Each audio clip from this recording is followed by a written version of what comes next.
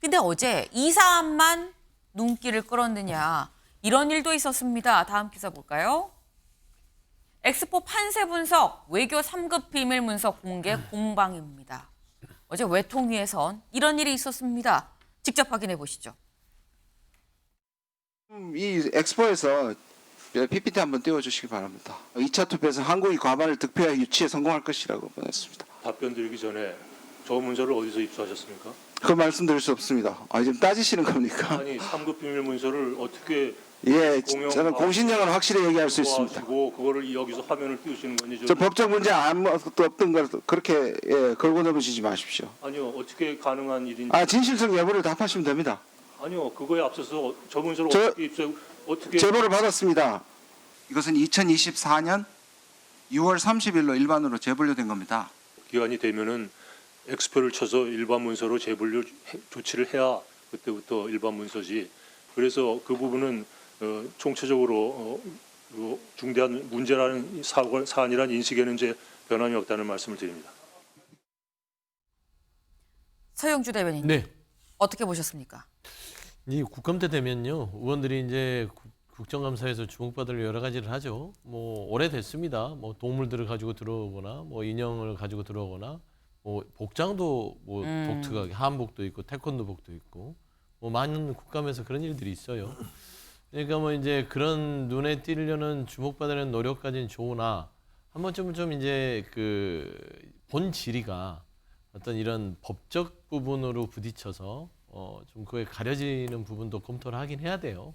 그래서 그런 부분들은 좀 봐야 되는데, 저는 외교부 장관께서 지금 이 부산 엑스포와 관련된 상급 비밀 문서에 대한 내용에 대해서 답을 해야 되는데, 그 내용보다는 상급 비밀 문서가 어떻게 나온 거예요? 이거는 옳지 않은 문제라고 봅니다. 그 부분은 김준영 의원이 법적 책임을 지면 되는 거예요. 그러니까 비밀 문서에 대해서 공개 여부에 대한 네. 처벌 규정이 있을 것이고, 이게 네. 면책 규정에 해당되는지 안 되는 것인지, 그러면 김준영 의원도 당하지 마시고 이 부분은 내가 법적 책임을 질 테니까 내용에 답을 해라. 상급 비밀 문서라고 해서 그 내용이 없는 거 아니잖아요. 그런데 외교부 장관은 답변을 못하게 되기 때문에 부산 엑스포 자체가 부정적이라는 내용이 담겨 있었잖아요, 비밀 문서에. 그런데 이 윤석열 정부는 부산 엑스포가 왠지 막 다 잘 될 것 같이 국민들을 속였다는 그 질의를 했어야 되는데, 이 부분에 있어서 상급 비밀 문서에 대한 공격에서 덮어버렸다. 저는 그게 좀 아쉬워요. 기왕 어차피 법적 책임을 질 것 같으면 네. 뭔가 한 건이라도 해야 될 거 아니에요. 저는 그런 부분에서는 안타까운데, 참고로 상급 비밀 문서는 국회의원과 보좌관들은 상급 비밀 문서 이상 비밀 취급 인가증이 있기 때문에 네. 볼 수 있고 취급할 수 있다는 점도 참고로 말씀드리겠습니다. 네. 국회의원과 보좌진은 3급 기밀 문서를 취급을 할 수 있는 자격을 가지고 있다. 다만 이걸 국감장에서 오픈을 했을 때 혹여 이게 법적인 문제가 있다고 하면 그건 김준영 의원이 알아서 책임을 질 문제 아니겠느냐라고 지금 말씀을 하셨어요. 김종혁 최고위원님.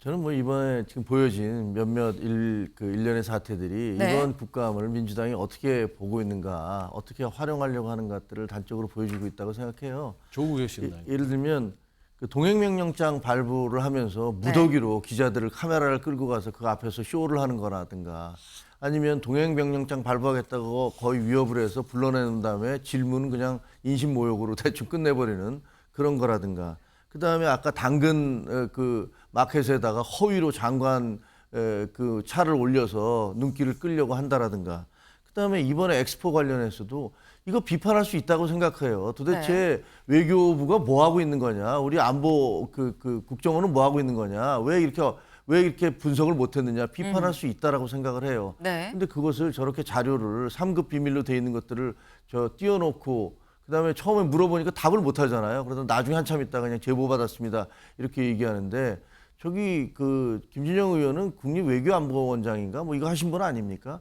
누구보다도 그런 내용들에 대해서 모르고 하지 않았을 거예요. 그런데 국감장을 그냥 실질적으로 국민들이 알아야 될 정보라든가 민생이라든가 이런 것들을 논의하는 장소가 아니라 그냥 쇼하는 장소, 그리고 내가 뭐 국민들한테 파퓰리즘적으로 이런 거 했다고 보여줘서 마치 뭐 평가받으려는 그런 장소로 이용하려면 안 된다. 뭐 그런 면을 전혀 부인할 수 없죠. 정치인들이니까.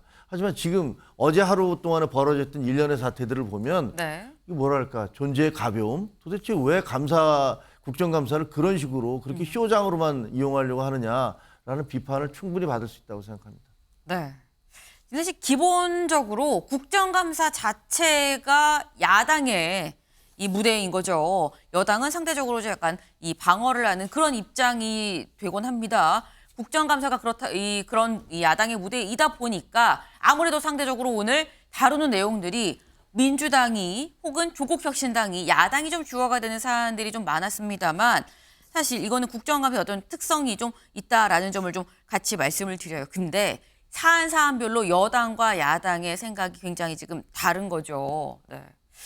지금 이런 국감 이제 딱 하루하고 이제 오늘 둘째 날인데 오늘 만평이 뭐가 나왔느냐 만평 같이 볼까요? 네, 이겁니다. 이 국회인 것 같은데 국회 도움이 이제 국감에서 뒤집어져 있어요. 그리고 이 위에 하얀색 옷을 입은 요리사 같죠? 검은색 옷을 입은 요리사 같습니다. 요즘에 흑백 요리사 인기가 많아요. 네. 두 흑백 요리사가 이 국감이랑 그릇인 것 같은데 이 안에 뭘 막 넣습니다. 뭘 막 넣었는데 뭐 생선가시도 있고요. 개뼈다귀도 있고요. 네. 캔깡통도 있고요. 강전혜 변호사님. 네. 무슨 의미입니까 이거? 지금 여야 없이 국감을 좀 쓰레기장으로 만들고 있다라고 아마 촌철살인으로 그린 것으로 보이는데요. 네. 여기에 대해서는 사실상 여당 입장에서 야당만 탓할 것이 아니고 야당 입장에서도 여당만 탓할 것은 아니라고 생각을 합니다.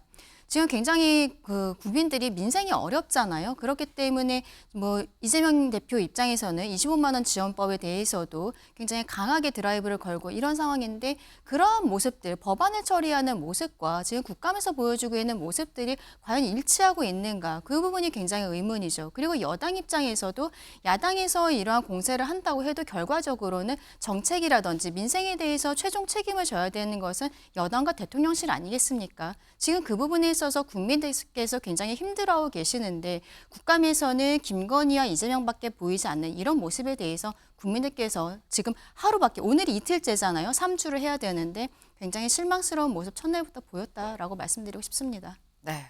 비록 첫날 그랬지만 둘째 날인 오늘부터라도 진짜 민생 얘기를 하면 좋겠다. 많은 국민들이 그런 생각을 갖고 계시지 않을까라는 생각을 좀 해봅니다.